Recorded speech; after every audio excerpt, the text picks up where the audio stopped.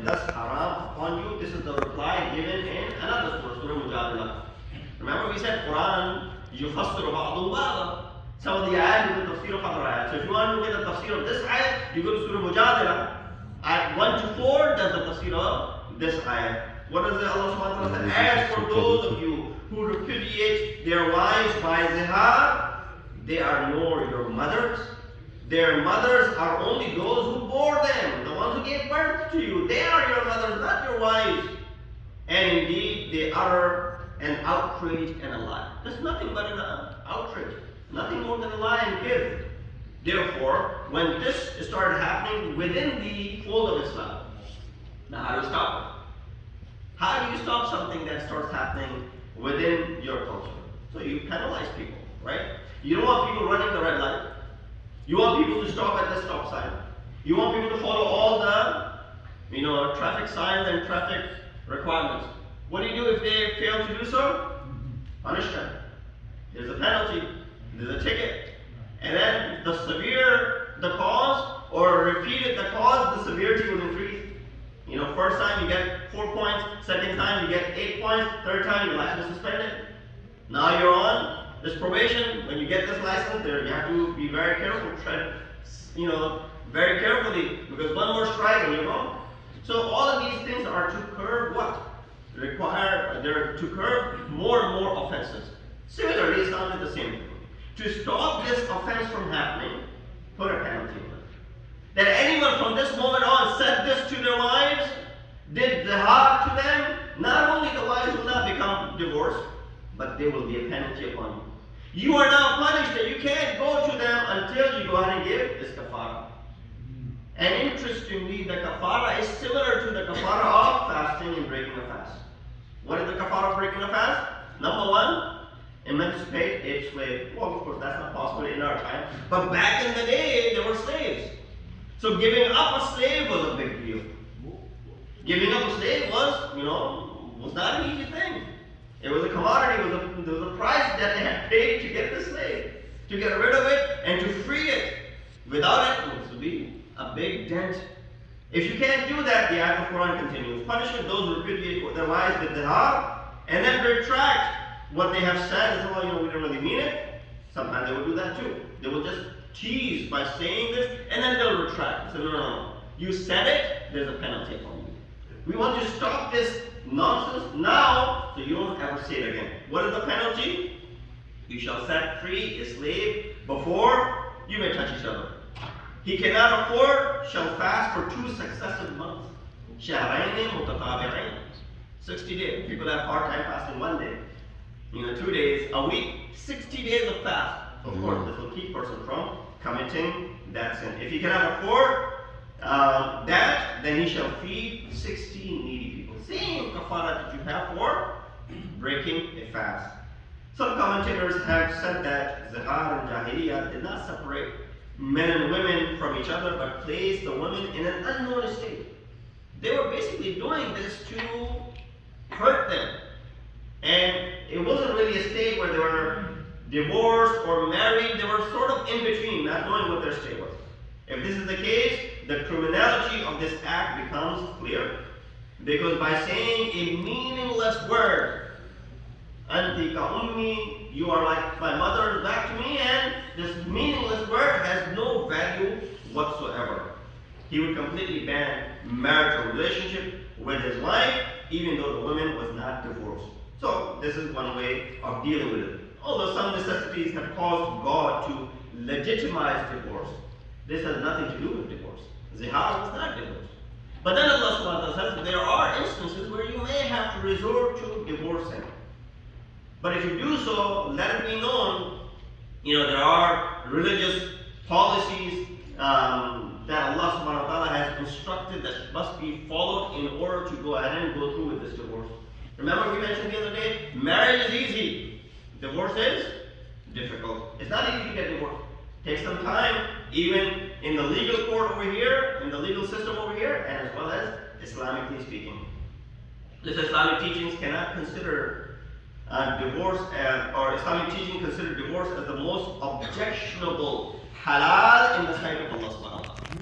While divorce is needed in some areas, some occasions. Quran talks about it, gives the permission with two witnesses watching it, but it is considered to be what? The most objectionable halal in the sight of Allah subhanahu wa ta'ala. It says, أَبْغَضَ إِلَيْهِ.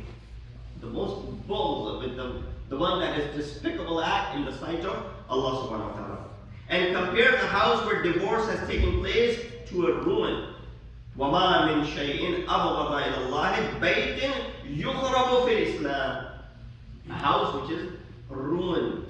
That is considered to be a house where divorce has taken place. Number 3, and a man who divorces his wife without a reason is again mentioned to be cursed. And يَلْعَنُ كُلَّ ضَبَّاقٍ مِنَ الرِّجَالِ.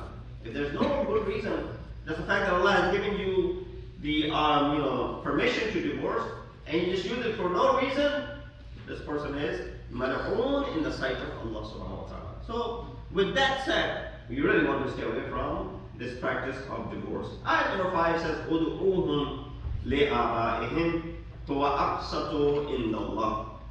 Call them after their fathers. So this ayat basically picks up the discussion in the previous ayah, the third superstition that they have, or the third thing they consider to be, truthful in their practices, which was merely something cultural. So Islam comes to refute and rebuke that as well. Call them after their fathers. Who? Who should you call them after their fathers? The sons that you have adopted. So if you adopted a son, if you adopted a daughter, call them after their fathers. Don't call them to be your sons. That is more just with Allah. If you do not know their fathers, then they are your brothers in the faith and your kinsmen.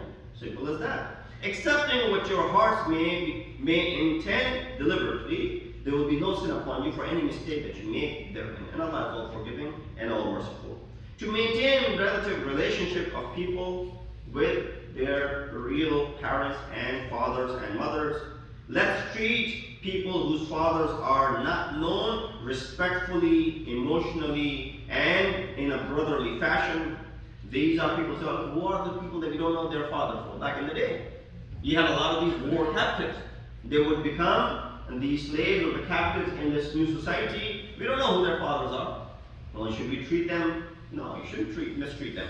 Treat them respectfully, emotionally, and in a brotherly fashion. And the other word that is used over here is the word mawalikum. Mawali is the plural of mawla. This word has many meanings in Quran. In fact, many meanings in Arabic altogether. Therefore, there's a lot of confusion regarding the word mawla. Mawla, in its original sense, refers to a master. And then Allah subhanahu wa ta'ala says this, Allahu mawlakum. That Allah is your mawla.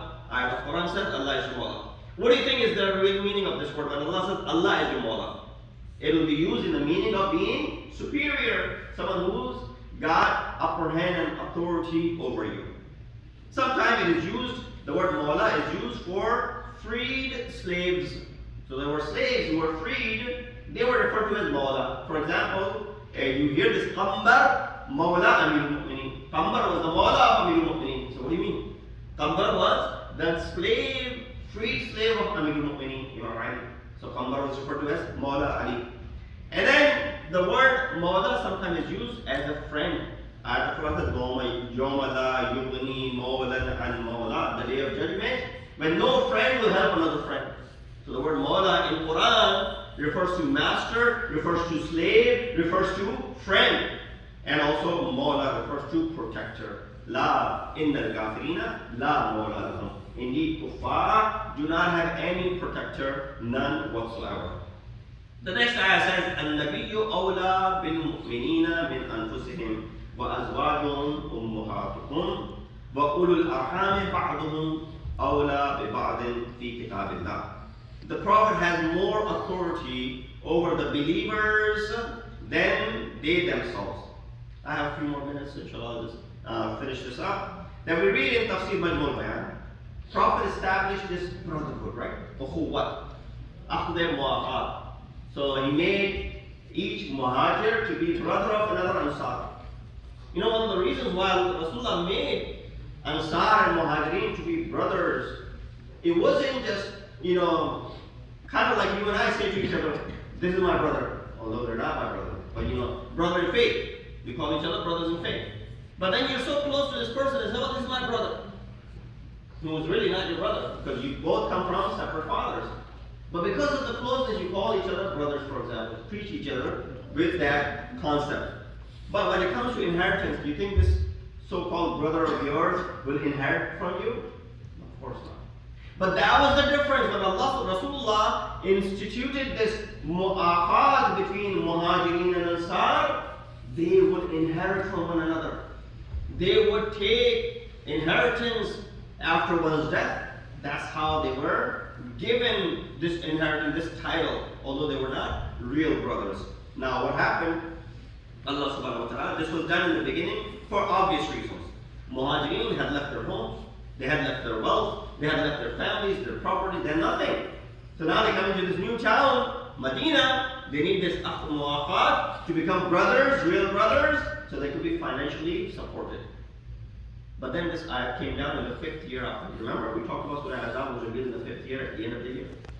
This surah came down and this ayat came down, abrogating, abolishing that concept of Muhajirin and Ansar taking inheritance from another. He said, no, that was then, this is no longer practice. This ayat came as a nasikh to go ahead and mansukh that previous notion that the so-called brothers could inherit from one another. Now the case is to reaffirm that inheritance is only between blood relatives. When the Prophet command was issued about moving to Battle of Tabuk, some said, we must ask permission from our parents before we can go to Tabuk with you.